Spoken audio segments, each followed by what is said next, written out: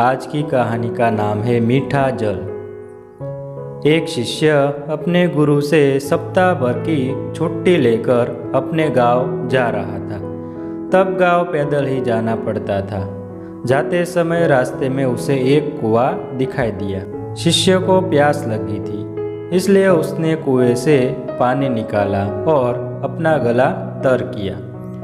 शिष्य को अद्भुत तृप्ति मिली, क्योंकि कुएं का जल बेहद मीठा और ठंडा था। शिष्य ने सोचा, क्यों न यहाँ का जल गुरुजी के लिए भी ले चलूं। उसने अपनी मशक भरी और वापस आश्रम की ओर चल पड़ा।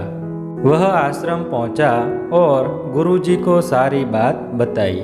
गुरुजी ने शिष्य से मशक लेकर जल पिया और संतुष्टि महसूस की।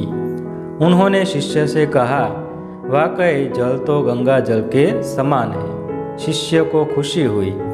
गुरुजी से इस तरह की प्रशंसा सुनकर शिष्य आज्ञा लेकर अपने गांव चला गया। कुछ ही देर में आश्रम में रहने वाला एक दूसरा शिष्य गुरुजी के पास पहुंचा और उसने भी वह जल पीने की इच्छा जताई। गुरुजी ने मशक शिष्य को दी।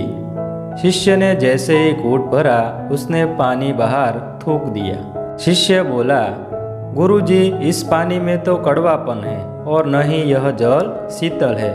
इतना कड़वा पानी पीने के बाद भी पता नहीं क्यों आपने उस शिष्य की इतनी प्रशंसा की। गुरुजी बोले, बेटा, मिठास और शीतलता इस जल में नहीं है तो क्या हुआ, इसे लाने वाले के मन में तो है। जब उस शिष्य ने जल पिया होगा तो उसके मन में मेरे लिए प्रेम उमड़ा। यही बात महत्वपूर्ण है। मुझे भी इस मशक का जल तुम्हारी तरह ठीक नहीं लगा, पर मैं यह कहकर उसका मन दुखी करना नहीं चाहता था।